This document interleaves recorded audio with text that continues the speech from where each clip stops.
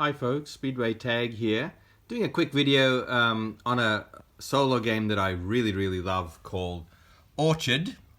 And this was created in 2018. I believe it won a 9-card print and play solo game award the following year, maybe 2018. I might have that wrong. And then published here and published in a fantastic production. And that box is nice and hard. This one slides inside that and it holds the cards and the dice. So we've got 18 cards altogether, and there's 9 there and there's 9 here because I've set the game up already. There's our rulebook. Rulebook's really great and has explains the game very well with great little diagrams, very clear, easy to follow. The dice are fabulous. So the dice represent the 3 different fruits in the game. The apples, the pears, and I don't know, the purple ones might be plums, I think. Maybe. And 2 rotten fruit tokens you see there with the black fruit with the worms coming out of them. I'll show you how to use the dice in a minute. And then as has been the case for this week, my Nintendo 1985 Game & Watch Tropical Fish is here accompanying us. Okay, this is a solo game you can very easily take with you anywhere and play with a fairly small footprint.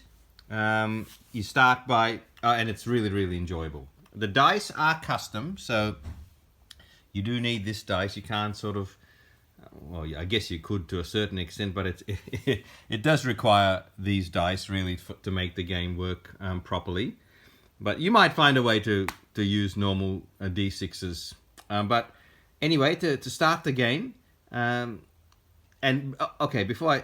I'll say that at the end. Let's just continue. Okay, to start the game, you divide the 18-card deck into nine cards of 2 piles. One pile of 9 cards you're going to play round 1, and then the second pile of 9 cards you're going to play straight after this, if you've got time. Right, and you start by placing one of your cards in the center of the table, and then you're going to draw 2 into your hand to use. Okay, what you are trying to do basically is when you play a card into onto the board, if you like, or into the tableau, or into the configuration in the middle of the table, you have to follow a rule. At least one, it has to overlap another card or more than one card. It has to do that, and it has to at least overlap one tree. Okay, so it has to overlap one tree. What you're trying to do, though, is you're trying to make the trees on the card you're about to place overlap the same trees in the tableau. Okay, so for example, is this card any good to me? I'm not sure if it is. Not really. You're probably screaming because I've missed something. This one, let's see. What can I do here? Well, look, the very most simplest thing I can do there is place it there, and the 2 purples match. Okay, I'm covering the purple with this purple. Or I could maybe do that. I think I'll do that. See how I place it? You can place it 90 or 180 degrees. And now I've got the purple and so the plums and the pears matching. And when you do that, you take a die of the corresponding color and you place it on top of the just recently matched trees. Now, the die faces are 1, 3, 6, and that's a fruit basket worth 10. The leaves are just for the look, so they don't actually come into play. So I've matched a purple, so I put it at the lowest number, 1, and I've matched a pear, okay, and I also put that at 1. And then I draw another card into my hand, and off we go again. And you're going to keep doing this, placing the 9 cards that you have. Now, the key here is if I again place a card that covers trees that have dice on them already, that will just increase the dice by one step. So if I did this now, okay, if I did that, I'd take that dice off and make it a 3, okay, because 3 is the next level up, okay, and the red, the apples have matched as well, so I put a 1 there, and I draw another card, and you keep going like this. Hopefully you can keep matching the trees where the dice are, so they move up from 3 to 6, and then 6 to 10, and then you're getting big points. But I am not very good at this game, even though I love it. I love playing it. I'm not very good at it. But anyway, that just gives me more incentive to get it right. Okay? Now, sometimes it's beneficial for you to get a big match going, like put a card down that'll make that 3 move to a 6 or to a 10. But in doing so, maybe you're forced to make an illegal move, i.e. Place a fruit tree on top of a fruit tree that doesn't match. Like, so if I put this red here, it matches that red, but do you see how this apple and this pear don't match? So if I really, really wanted to do that, now this is not a really great move, but I'm going to do it anyway to show you, just to demonstrate how it works. Okay, how to demonstrate the rotten fruit thing. So if I really wanted that red to go up to a 3, well, I've matched the 2 red trees, the apple trees. This didn't match, okay? So I'm allowed to do that twice only in the game. And when I do that, the game allows me to, but it says, okay, but you have, that tree turns into rotten fruit, and that's -3 at the end of the game, okay? So again, you can see how that was a pointless move, but I wanted just to show you how the rotten fruit works. And as you can see, you can do that twice per game. Right, then I would take another card here and see what else I can do. I'd love to get a decent match somewhere that I could show you. Look, I'm probably not going to be able to do it now because I'm just not good enough. But look, those 2 yellows will go nicely, but they'll just get dice values of 1. I'd love to be able to do something that can bump these 3 value dices up to 6s. That'll be pretty tricky, I'd imagine, to do it the way I've set myself up at the moment. But you can see how the beauty of this game is planning ahead. I'm sort of playing on the fly here, but really what I should be doing is looking at both the cards in my hand and seeing if I can get a combo going that once this gets placed and then this one gets placed straight after it, then it's going to work.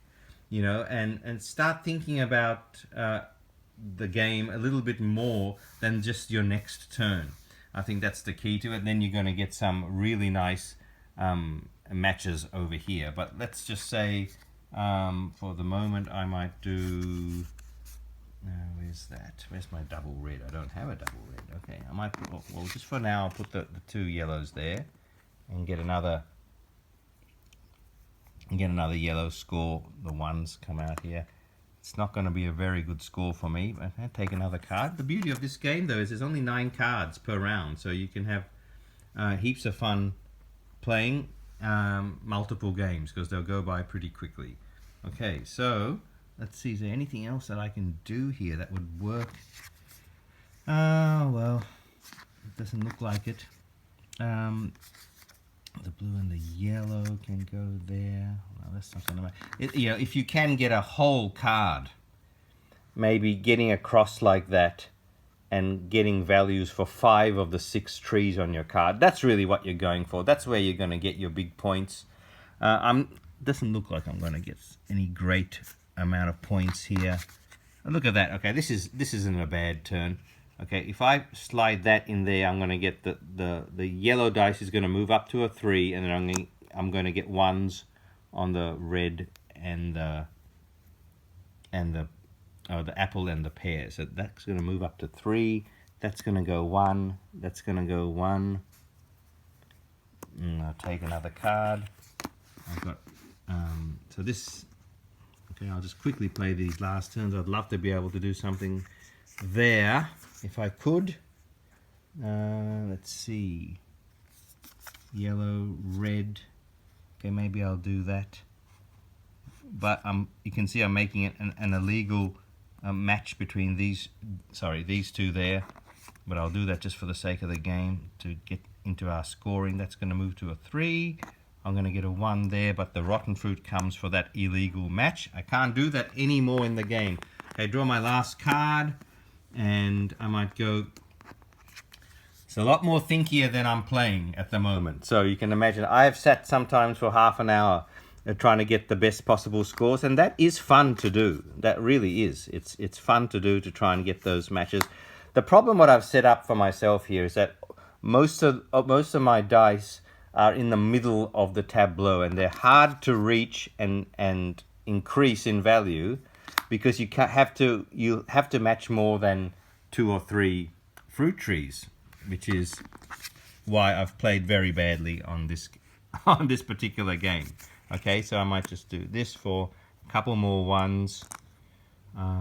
Okay, it's pretty poor that I haven't even managed to get up to a 6, because to do that I'd have to cover one of those 3s if I could. I couldn't possibly do that now. And anyway, let's just say I finished there. 1, 1. But okay, so remember, you are really trying to match where you've already got die, instead of putting 1s all over the place like I did on the one-time matches. Okay, because really we wanted to move these 3s to 6s, and then the 6s to the beautiful fruit baskets worth 10 there. But that's how Orchard plays. Once you total up, okay, so I'm 1, 2, 3, 4, 5, 6, 7, 8, 9, 10, 11, 12, 13, 14, 15, 16, 17, 18, 19, 20, minus 6, so I'm 14, and according to the scoring rules here, okay, 14 is Paul Tree. I would have preferred to be Forget Apple, or Satisfactory, or Remark Apple, or Tremendous, or Plumbelievable, or Close to Perfect. But alas, no, I am Poultry. That is Orchard. You can see with a little bit more thought and a little bit, well, with a second hand to play, for example. It's very enjoyable. It's beautifully designed. That mechanism of trying to get the most out of your cards and trying to get matches which really pop, like when you can lay a card down that will increase the value of 3 dice already on the board. Great feeling, great sense of achievement, and it's only 9 cards. And then once we finish this, I just reach over there and take the next pile of 9, and I do this again. And you will soon start to discover the strategies and the little nuances and the tricks to getting good scores. And it's very satisfying. And it's not too thinky, but it's just thinky enough for you to sit down at lunchtime or sit with a coffee in the morning and play this. You can make it as thinky as you want, and either way it's enjoyable. So that's Orchard. Orchard has come up with a sequel already. The designer Mark Tuck has come up with a sequel called Grove, which I haven't got yet, which I'm dying to try. And I've just heard that Forage, which is the third, what comes after a sequel? Is it a threequel? I don't know. Forage is the next game in the line, to do with mice and mushrooms and things in a forest. And that, I think, is going on Kickstarter this year sometime. Forests and gardens and trees and forest animals and flowers, that I think that's become my favorite theme for games. I find that extremely relaxing and enjoyable when it's that leafy kind of theme in a game. So I'm automatically drawn to those. Naturally, Orchard's a winner for me. So, okay, I hope you enjoyed that quick run through. Very much available, Orchard. You can get it anywhere. So if you're into solo games that will play quick, or as quick as you want it to play, or as quick as your mind is up to it, this is one definitely to check out. Thanks for watching.